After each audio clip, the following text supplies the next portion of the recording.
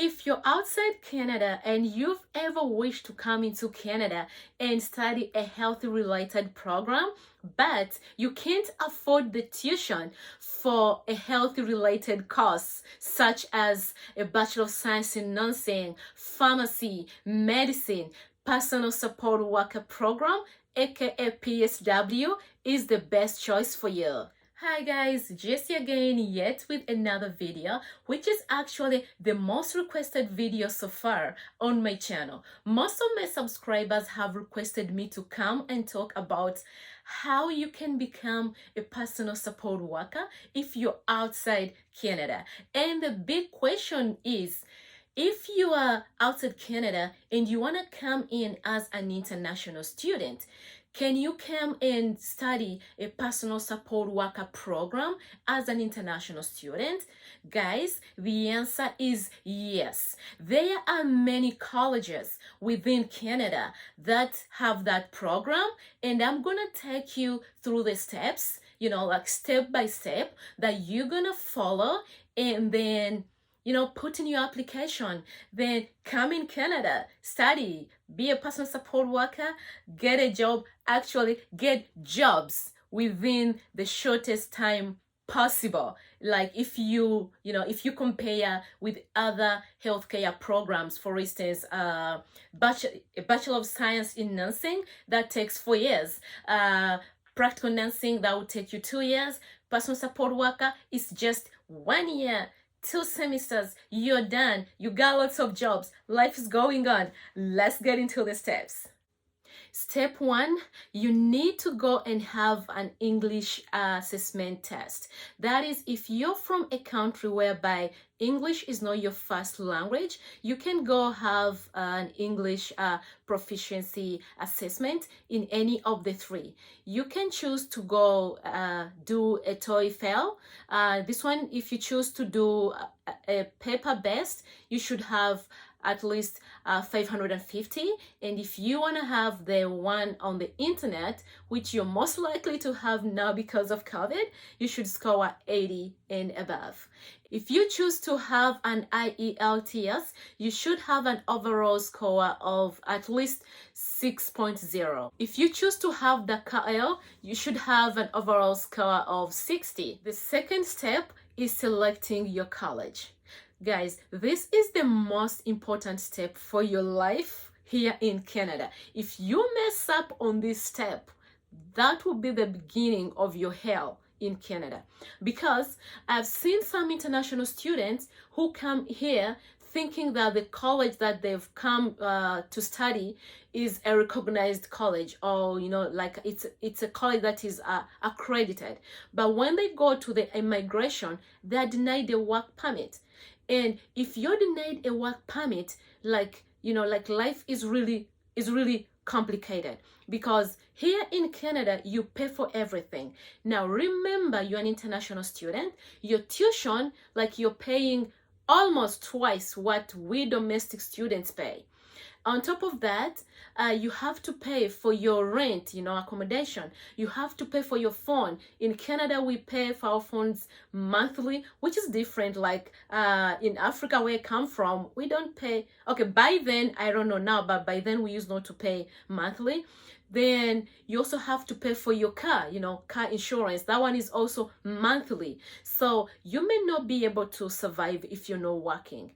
Okay, assuming you're from a very rich family, like you don't need to work, everything is set, but probably you don't want to go back to your country, like you want to make Canada your home. So when you're done with your training, you want to apply for your permanent residency. If you are not working all this time, that means when you graduate, you're gonna need like a longer period to work to accumulate all those hours. And oh, actually, remember, the college you came in, like if it's not recognized, you are denied the work permit. So that means you never work. So even at the end of your training, you must get out of Canada because you're not working. So you can't apply for permanent residency, So that's what I'm saying. It's the very important step. Make sure the college is accredited, is, recognized, and if possible, target the government colleges. if you can't get the government college and you want to go for the private, that's where you have to do most of the work to be sure it's recognized, it's accredited, it's a designated institute as a learning center. So that when you're here, you get your work permit, then you work your 20 hours that you're allowed to work as a student every week, so that when you're done at the end of the second semester, then you can continue working, like a full-time person. That is like 30 hours and above. The third step is now you applying for the college. Okay, now that you have your English assessment, you've selected the college. So now we're gonna go straight to see how the application process goes. So I'm gonna show you step by step using my phone. Now that you've decided the college you wanna go to, you wanna go into the Google search bar and start your process. For the sake of my demonstration in this video, I'm gonna use Humber College. I'm gonna type www.ca.humber.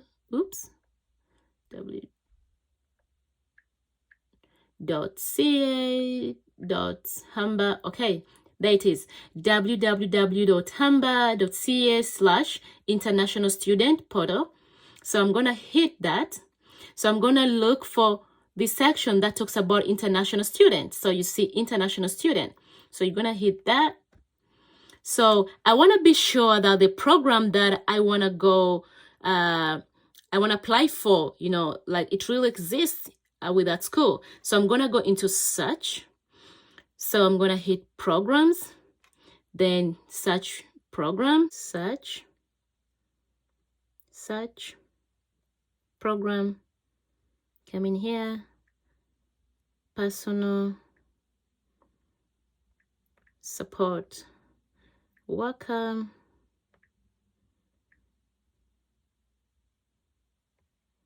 search. There you are. So it's gonna show here that three sections are talking about that kind of related course. So we're gonna go straight to personal support worker. Help with, yeah, I'm gonna go to personal support worker, hit that. There it is. So you want to know if this program, so first of all, you see they show you it's going to start between September 2022 to August 2023. So you're sure about that. You want to know how much it's going to cost you. So you're going to hit this symbol for the dollar. So it's going to bring up this. So you see, they show you domestic students, they pay that. International student, you're going to pay that. So now that you've seen the money that you have to pay, then you want to know what next. Okay, so how am I going to apply? So you want to hit this arrow. So it shows you how to apply.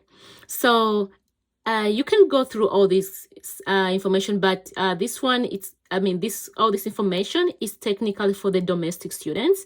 So you don't need that section. So you want to come to international student. So you see apply through the international center. So you want to hit that. So they're going to show you like the whole process for your application. Okay, so I'm not going to go through all these steps, but make sure you try to go through them so that you know what you're doing. So I'm going to look for the last section, which is apply now. So I'm going to hit apply now. So apply now, so that all this information, the processing time. Yeah, you can go through all this information, guys, so that you can know what exactly you're doing. Your application fee, it's going to be $75. That's Canadian dollars. And you won't be paid back that money in case your application doesn't go through. But I strongly believe your application will go through. Okay, so you want to continue down. So you see at the end, so here they're showing you like you can put in your application. There's going to be for November 2021 application, or if you want the one between January, that's 2022, that's next year, to April then, or May up to August. So whatever works for you, so you can choose that. So for my demonstration, let me say maybe you want to apply during November. So you're going to hit that. Come on. There you go. So So when you reach here, so you see the first step, it's going to be about your personal information. So they want to know what's your first name, what's your last name, when were you born. So this is the whole information. And actually the beauty of all this section, you don't have to finish it, as soon as you study. You can choose to do one section every day, or maybe whatever, maybe per week or whatever it is. So if you've already studied your program and maybe you want to go do something else, whenever you come back, you can always continue. So you see here, they show you that if you've already started an application, enter your email address here. So instructions to continue. The application will be sent shortly. So you just put in here your email, then you continue like from where you stopped. But if you're doing it for the very first time like us, so you want to go straight because you have no information there. So you're going to do your personal information. Put in your first name, your last name. So make sure, guys, that you know what is your first name and your last name. So I remember when I had just moved into Canada from the country that I come from, because I'm from Africa. In my country, we don't go by first and last name. So I always had a problem with knowing what's my first name, what's my last name. So make sure you know what's your first and your last name. And make sure you know your date of birth.